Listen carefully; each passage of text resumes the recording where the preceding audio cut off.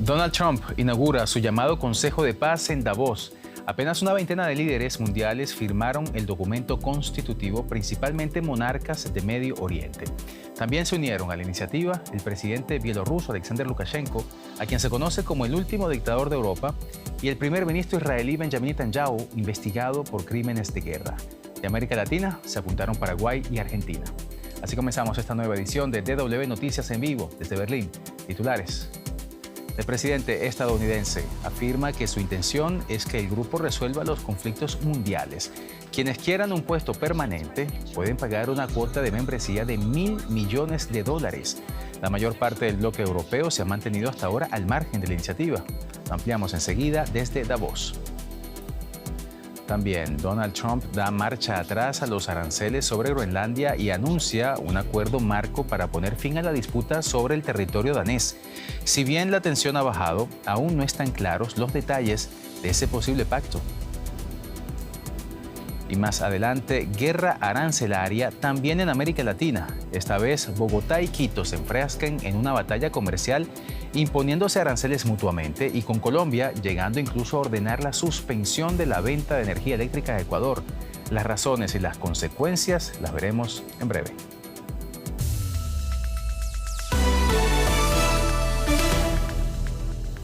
Soy Johan Ramírez. Bienvenidos al programa. El presidente estadounidense Donald Trump presentó en el Foro Económico Mundial de Davos su denominado Consejo de Paz. La instancia, formada originalmente para terminar la guerra en Gaza y destinada a supervisar el alto el fuego y la reconstrucción del enclave palestino, ahora ha ampliado sus competencias para crecer y básicamente abordar cualquier conflicto global. Trump afirma que el grupo cooperará con la Organización de Naciones Unidas y que los países invitados a su consejo deberán pagar $1.000 millones por un asiento permanente. Donald Trump puso en marcha este jueves su Consejo de Paz, cuya tarea inicial era ayudar a mantener el alto el fuego entre Israel y Hamás, y que estaba presidida por el propio presidente estadounidense.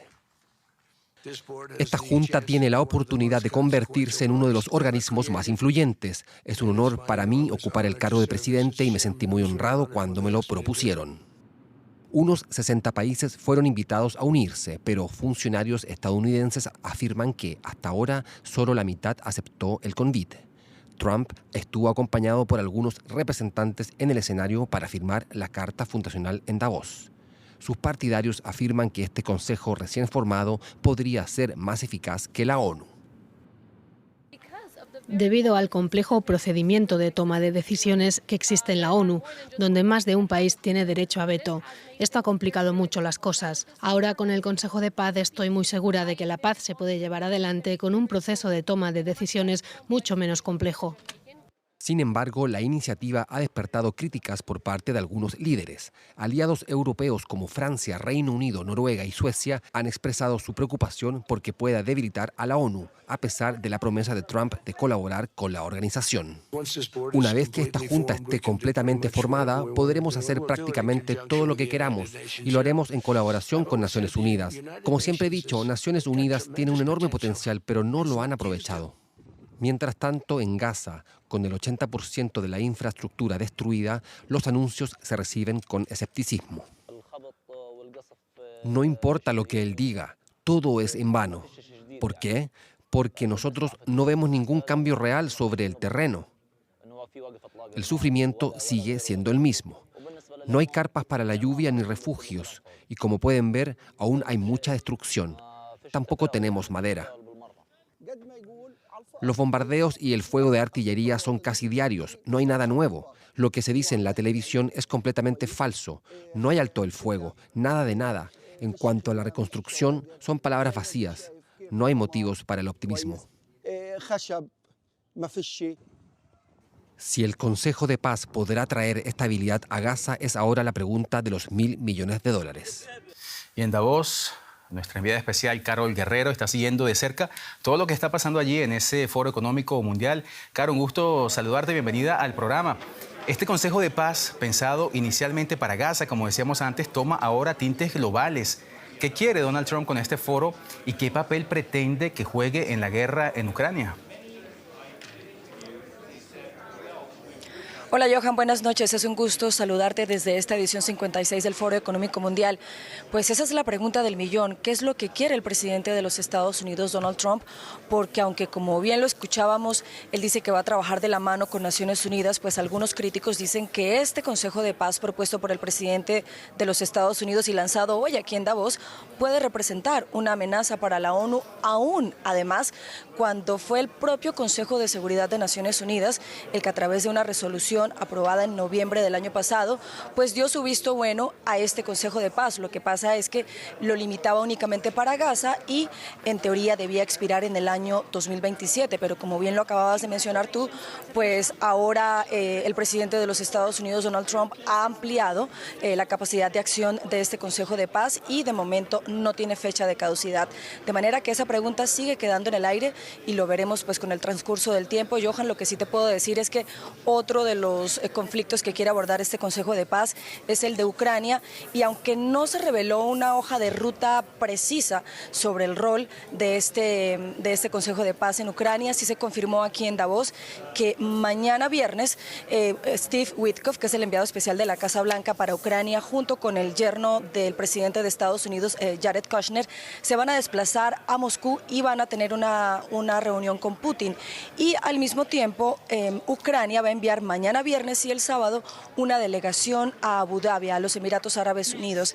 El propio presidente Zelensky nos dijo aquí a los periodistas en Davos que él no contempla que se tengan resultados favorables, pero dice que es importante pues por lo menos avanzar en las negociaciones para que se pueda lograr cuanto antes la paz en su país.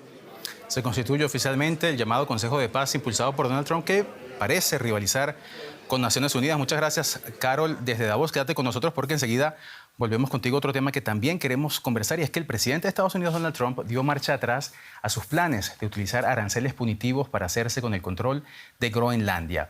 En su lugar, anunció el miércoles que había lanzado un acuerdo marco en relación con esta isla del Ártico y que no iba a recurrir al uso de la fuerza. Las condiciones y los términos específicos de este pacto por ahora se desconocen. La noticia ha sido recibida, sin embargo, con alivio por los representantes de la OTAN y los países europeos presentes en el Foro Económico Mundial de Davos. Por su parte, Dinamarca ha sido tajante al descartar cualquier tipo de negociación en torno a la soberanía de Groenlandia. Y volvemos con Carol Guerrero desde Davos. Carol, tras los días tensos que se vivieron entre los líderes europeos y Estados Unidos, ¿se han conocido detalles de ese supuesto principio de acuerdo alcanzado para resolver el control de la isla anunciado ayer por Donald Trump? Johan, de momento no hemos tenido detalles aquí en Davos. Apenas conocemos lo que reveló el propio presidente de los Estados Unidos, que dice que será un acuerdo en el que, según sus palabras, Estados Unidos obtiene todo lo que quiere y que no va a tener fecha de vencimiento, que va a ser un acuerdo para siempre, ha dicho el presidente de los Estados Unidos, Donald Trump. Ahora, lo que sí hemos conocido aquí en Davos es información que llega desde afuera. Se dice que Alemania participó en la creación de este preacuerdo y la prensa alemana, periódicos como Welt o también el Der Spiegel, pues han publicado los que serían 4 pilares de este acuerdo. Sería el primero, el tema de que se retira cualquier amenaza de aranceles, que recordemos ha sido el mecanismo que se ha venido empleando últimamente. También que se va a renegociar el estacionamiento de tropas en Groenlandia, que data del año 1951. Hay otro punto muy importante, y es que el gobierno de Estados Unidos podría intervenir en el control de inversiones en Groenlandia. Y el cuarto punto sería un mayor compromiso por parte de los países europeos que integran la OTAN con la seguridad de la región del Ártico. Pero como te digo, estos son puntos revelados por la prensa alemana aquí en Davos. Esta información no ha sido confirmada y tampoco el presidente Donald Trump pues, nos ha dado más detalles, aunque sí dijo que los conoceremos muy pronto. Pues hay alivio en estas primeras de cambio entre los líderes europeos en torno al tema de Groenlandia, pero seguro seguirá dando de qué hablar. Muchísimas gracias, Carol Guerrero, desde Davos. Hasta la próxima. Y a pesar de ese alivio inicial, la preocupación continúa y los líderes de la Unión Europea se reunieron este jueves en Bruselas para hablar de las relaciones transatlánticas con Estados Unidos. Su objetivo es reducir la dependencia europea de Estados Unidos en materia de defensa y comercio. La reunión se produce después de que el presidente estadounidense amenazara durante semanas con anexionar Groenlandia. Trump amenazó además con imponer aranceles a productos de los países de la Unión Europea que se opusieran a ese plan. Amenazas que fueron retiradas cuando Trump alcanzó un preacuerdo sobre la seguridad del territorio autónomo perteneciente a Dinamarca con el secretario general de la OTAN, Mark Rutte. Todavía se desconocen los detalles de dicho acuerdo. A su llegada a la cumbre en Bruselas, la primera ministra danesa, Mette Frederiksen, subrayó la importancia de que Europa se manifieste de forma unida en medio de las tensas relaciones con Estados Unidos. Escuchemos. Cuando Europa no esté dividida, cuando nos mantengamos unidos y seamos claros y firmes, también en nuestra voluntad de defendernos, entonces se verán los resultados. Hemos pedido a la OTAN una mayor presencia en el Ártico y creo que todos en la OTAN están de acuerdo en eso. En Davos están pasando muchas cosas en materia política, pero no hay que olvidar que es un foro eminentemente económico, es el Foro Económico Mundial. Así es, Johan. Estaba de protagonista Donald Trump, pero también hoy tenemos otro protagonista, que es el presidente de Argentina, Javier Milei. En declaraciones a la agencia de noticias, en dicho foro, ha dicho y ha revelado a Bloomberg este jueves que hay avances tanto en los acuerdos comerciales con Estados Unidos como en el seno del Mercosur. Sobre un eventual acuerdo bilateral con Washington, ha subrayado que su gobierno estaba listo para firmarlo, pero que aún había de algunos detalles que discutir. El político argentino se ha referido también a la relación económica con China. El mandatario sostiene que no existe una contradicción entre el alineamiento geopolítico con Estados Unidos y el comercio con Pekín, ya que China es una fuente de oportunidades para expandir mercados. Ha dejado claro que los próximos pasos comerciales son abrirse a la Unión Europea, a Estados Unidos, a China y también a la India. Ahora volvemos con Donald Trump porque el presidente de Estados Unidos ha demandado este jueves al banco JP Morgan Chase y a su CEO, Jamie Dimon, por $5.000 millones. En la querella acusa a la entidad financiera de haberle cerrado cuentas por motivos políticos y sociales para distanciarse de Trump y de sus posturas políticas conservadoras. El abogado del presidente, Alejandro Brito, ha presentado la demanda ante un tribunal estatal de Florida, en Miami, en nombre del mandatario y de varias de sus empresas del sector hotelero. En el escrito, Brito cita el código de conducta de JP Morgan, que establece que el banco opera con el más alto nivel de integridad y conducta ética. Pues Trump demanda al banco más grande de Estados Unidos. Lo comentamos con Ana Nieto, nuestra analista allí en Nueva York. Ana, ¿qué hay detrás de los argumentos de la demanda y cuál ha sido la respuesta del banco? Donald Trump dice que JP Morgan Chase cerró o puso restricciones a sus cuentas en 2021, poco después de la insurrección del 6 de enero y el ataque al Capitolio.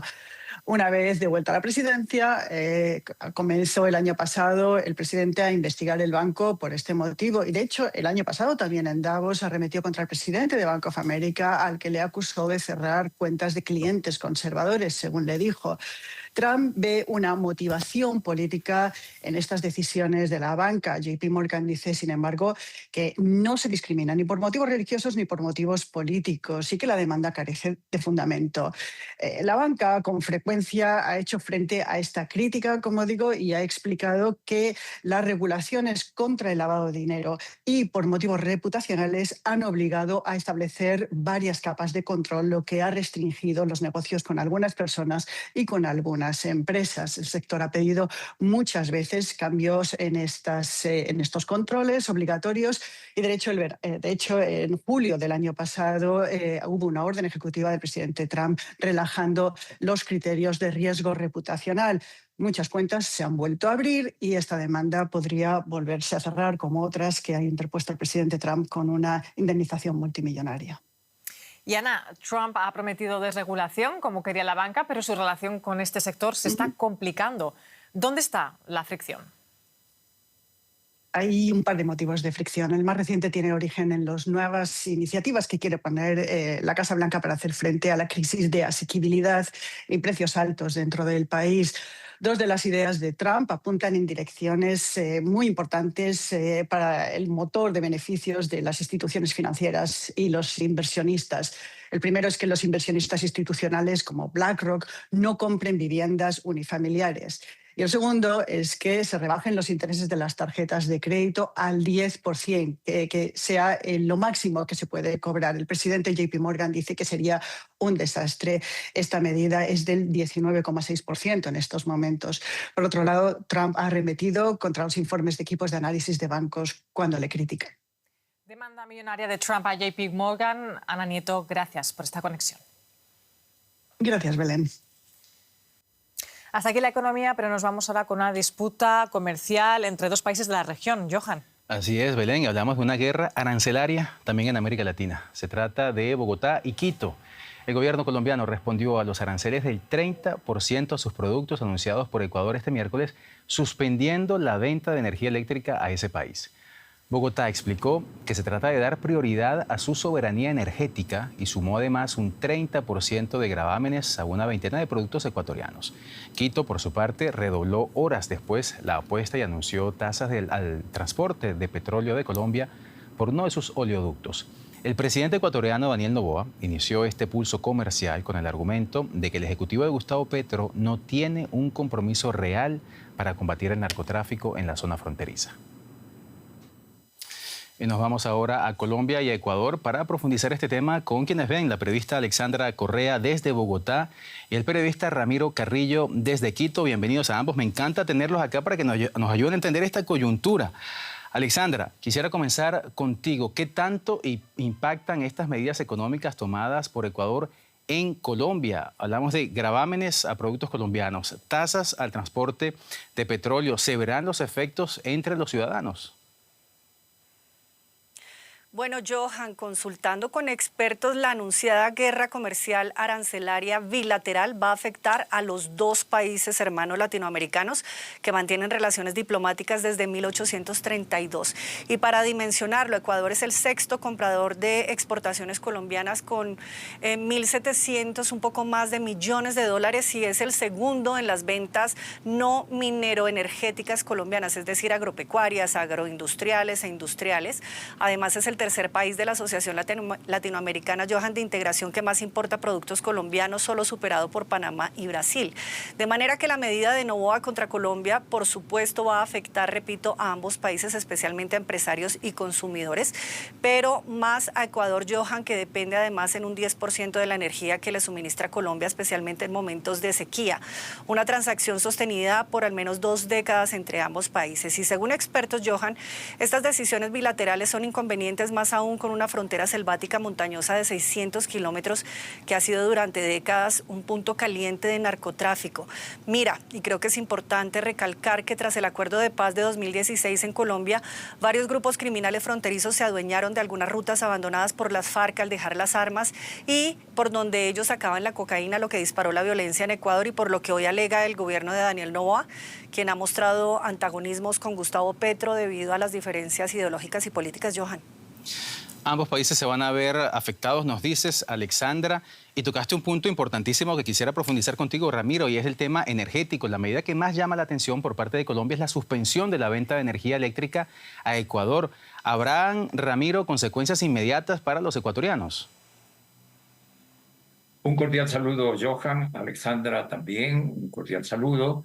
Sí, indudablemente el impacto en el sector energético es importante, aunque como lo señala Alexandra, apenas el 10% de la necesidad de energía eléctrica de Ecuador está solventada por esta compra que hacemos de gobierno a gobierno y que puede ser superable, pero hay el péndulo, la amenaza constante de las épocas de sequía en Ecuador que encarecen la energía hidroeléctrica por la capacidad de almacenamiento que tienen nuestras centrales.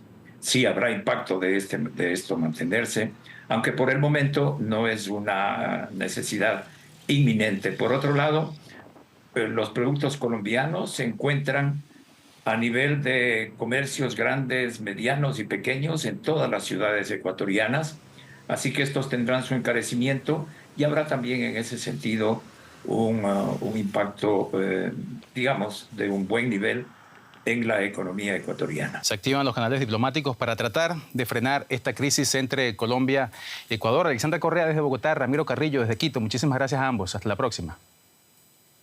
Un gusto. Hasta pronto. Hasta pronto. Cambiamos de tema, pero nos quedamos allí en la región, en América Latina. Y es que las autoridades venezolanas excarcelaron a Rafael Tudares, yerno del opositor Edmundo González Urrutia. La Comisión Interamericana de Derechos Humanos advirtió que en Venezuela aún operan centros de detención clandestinos donde persisten denuncias de torturas y arrestos arbitrarios. Venezuela, recordemos, no recibe una misión de la CIDH desde el año 2002. La lenta excarcelación mantiene en angustia a los familiares que acampan frente a estos centros exigiendo justicia. Con ellos no tenemos contacto, no sabemos de su estado de salud, de su estado físico, mental, no sabemos si se alimentan bien, no sabemos cómo están. Exigimos que nos den fe de vida de cada uno de ellos y la libertad absoluta y plena de todos los que están allá adentro y de todos los que están en todos los recintos.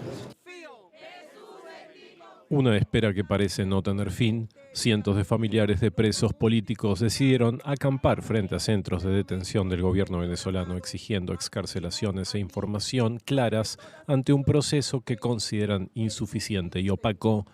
Organizaciones de derechos humanos y grupos familiares denuncian torturas, abusos, detenciones arbitrarias y falta de transparencia en las liberaciones, pese a anuncios oficiales de excarcelaciones parciales en las últimas semanas.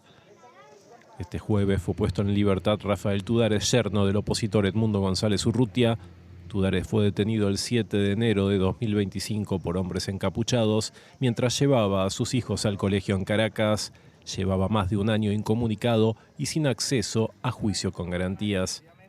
La Plataforma Unitaria Democrática sostiene que al menos 946 presos políticos continúan privados de libertad en Venezuela, pese a los anuncios oficiales de excarcelaciones. La ONG Foro Penal informó que 151 detenidos considerados presos políticos fueron liberados hasta ahora. Tanto el expresidente estadounidense Donald Trump como el gobierno venezolano señalaron que continuarán las liberaciones. El proceso de liberación es supervisado por el ministro del Interior, Justicia y Paz, Diosdado Cabello, mientras organizaciones de derechos humanos denuncian que las excarcelaciones avanzan con extrema lentitud y que cientos de personas siguen detenidas sin garantías judiciales. Y en otros temas de la región, a pocos días de las elecciones presidenciales en Costa Rica, la subasta de frecuencias de radio y televisión impulsada por el propio gobierno del presidente Rodrigo Chávez mantiene en vilo emisoras tradicionales y comunitarias. Esto debido a los altos montos exigidos para conservar las concesiones. El proceso, suspendido temporalmente por la Sala Constitucional tras varios recursos de amparo, ha generado críticas por un modelo que, según sus opositores, favorece a grandes empresas y pone en riesgo la pluralidad de voces en la radio costarricense. Desde Costa Rica le acompaña Radio Sinfonola. Son las 11 de la mañana. Carlos saluda a su audiencia como todos los días. Conoce la radio desde los 9 años de edad cuando comenzó con su padre. Hoy teme tener que dejarlo. La subasta de frecuencias de radio y televisión impulsada por el gobierno de Rodrigo Chávez amenaza la continuidad de su radio, con 60 años al aire. El proyecto de sacar a concurso las licencias de radiodifusión apaga toda la radiodifusión nacional y le queda la posibilidad de que los costarricenses tengan acceso gratuito a un medio de comunicación. Para continuar operando, Carlos necesita $1,500,000. Y no tenemos los recursos necesarios para atender las sumas fabulosas que el Estado pretende para permitirnos seguir trabajando. Un oyente de Radio Sinfonola presentó uno de los 13 recursos de amparo contra la subasta, lo que llevó a la Sala Constitucional de Costa Rica a suspender temporalmente el concurso, que afecta a más de 70 radios y televisoras que no pueden hacer frente a los altos montos. Nosotros vivimos de la radio, no solo nosotros, es una gran cantidad de personas que dependen de un medio de comunicación, tanto como el servicio, y eso afectaría un montón. El Instituto para la Prensa y la Libertad de Expresión de Costa Rica, el Colegio de Periodistas, la Cámara Nacional de Radiodifusión y la Asociación Internacional de Radiodifusión denuncian que esta iniciativa del presidente Chávez representa un golpe a la libertad de expresión y de información. Según Gustavo Piedra, vocero de las emisoras de radio, el gobierno recibió ofertas por 25 frecuencias de las más de 100 disponibles y solo de los grupos con mayor poder económico. La radio es un pilar fundamental de las democracias. El hecho de que la gente pueda recibir en cualquier rincón del país, en donde incluso no está la Internet, porque Costa Rica es un país con una brecha digital de más del 60%. El presidente asegura que la subasta busca modernizar el modelo de concesiones, pero los precios de las frecuencias superan los $300,000 para radio y el $1,500,000 para televisión, sin contar equipos, cánones e impuestos. La calle está dividida. Estoy a favor de que sí había que hacer una modificación a los montos que se pagaban. Era una regla que estaba bastante desactualizada. Sin embargo, la forma que fue un poco grosera. Eso deja por fuera una gran cantidad de personas. Definitivamente no es un método democrático para además callar otras voces. La subasta genera un conflicto entre el mandatario Chávez y la Iglesia Católica, concesionaria de 4 frecuencias.